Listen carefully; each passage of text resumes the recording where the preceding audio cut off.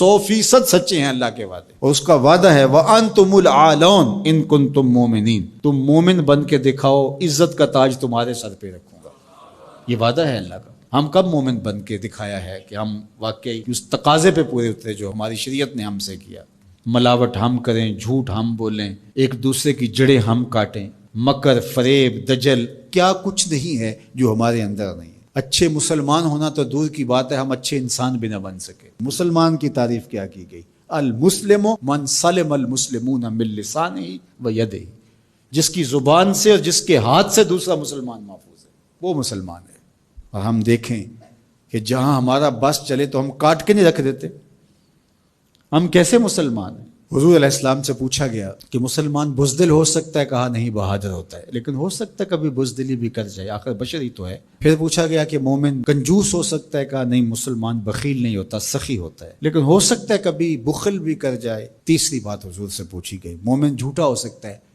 حضور فرمایا جھوٹا نہیں ہو سکتا۔ یہ طے شدہ بات ہے، یہ پکی اور دو ٹوک اور سیدھی بات ہے کہ مومن ہو جھوٹا ہو یہ نہیں ہو سکتا۔ اب ذرا میں اور آپ اپنے اندر اتر کے دیکھیں، آج بہانے بنائے۔ تاجر کہتا ہے جھوٹ نہ بولے تو سودا ہی نہیں بکتا۔ یہ جاپان بیچ رہا ہے بغیر جھوٹ کے، تم کیوں نہیں بیچ سکتے؟ تم نے خیانت کی ہے، تم نے مال 2 نمبر بنا، اس لیے تمہیں جھوٹ بولنا پڑ رہا ہے۔ تم نے بنیادی اچھی نہیں رکھی، پوری دنیا کے سودے سچ بول کے بک رہے ہیں، تمہیں جھوٹ کیوں بولنا پڑتا ہے؟ تو جو جہاں بیٹھا ہے وہ لوٹنے بیٹھا ہے۔ جب میں کہتا ہوں الہی میرا احوال دیکھ، حکم ہوتا ہے اپنا نامہ اعمال دیکھ۔ اگر کافر آج دنیاوی شان و شوکت حاصل کر گئے تو دیکھو کہ انہوں نے محنت کی، اور تم جب ہاتھ پہ ہاتھ دھر کے بیٹھ جاؤ گے تو پھر اللہ کا ضابطہ یہ نہیں ہے کہ وہ محنت کرنے والوں کو محروم رکھے اور نکموں کو نواز دے۔ تنے مردہ سے بیزار ہے حق، تنے مردہ سے بیزار ہے حق، خدائے زندہ زندوں کا خدا ہے۔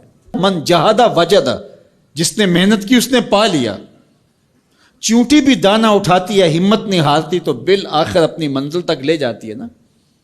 چونٹی بھی ہو ذات کی تو اس کو بھی نتیجہ خیزی تک رب پہنچاتا ہے۔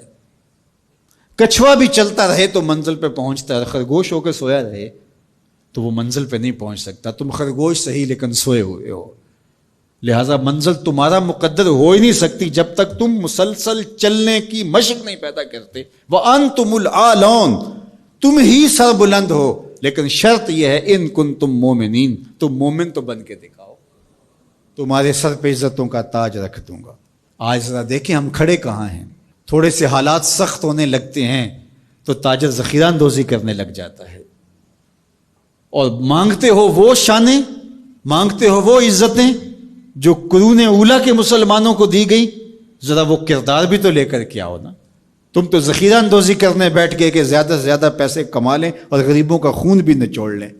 اور مدینے میں تھوڑے سے حالات تلخ ہوتے ہیں، تھوڑی سی قحط سالی کے آثار حویدہ ہوتے ہیں، اور حضرت سیدنا عثمان غنی رضی اللہ تعالیٰ عنہ کا تجارتی قافلہ غلہ لینے گیا ہوا ہے شام میں۔ تو جب وہ شام سے واپس آتا ہے تو مدینے کے کچھ تاجر آتے ہیں اور کہتے ہیں کہ جناب یہ جتنا غلہ ہے اونٹوں کے اوپر ہی ہمیں بیچ دیجیے، ہم سے 2 قیمت لے لیجیے۔ فرمانے میں اس سے زیادہ قیمت میں دینا چاہتا ہوں۔ تو کہا جناب 2 گنا لے لیجیے۔ فرمایا نہیں۔ تو کہا کہ اتنی قیمت ہم آپ کو دے رہے ہیں تو آپ نہیں دے رہے۔ کہا کہ میرے پاس ایک ایسا تاجر ہے جو 10 گنا قیمت دے گا۔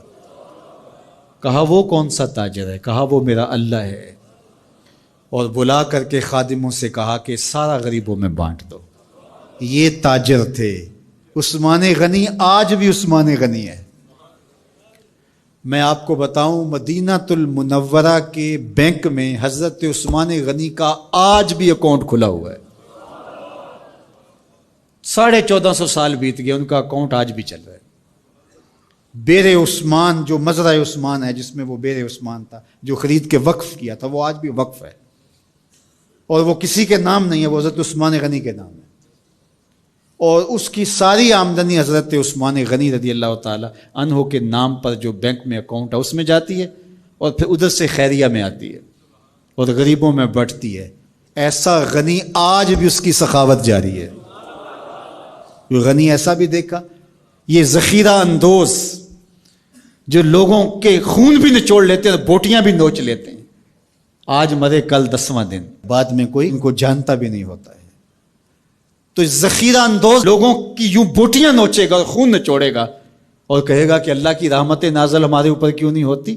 تو کس طرح تمہارے اوپر رحمتیں نازل ہوں گی؟ اس کا وعدہ ہے اور اس کے سچے وعدے ہیں۔ وَأَنْتُمُ الْأَعْلَوْنَ، تم ہی سربلند ہو، ان کنتم مومنین، اگر تم مومنانہ زندگی بسر کرو تو دیکھو عزتوں کا تاج تمہارے سر پہ ہم کیسے رکھتے ہیں۔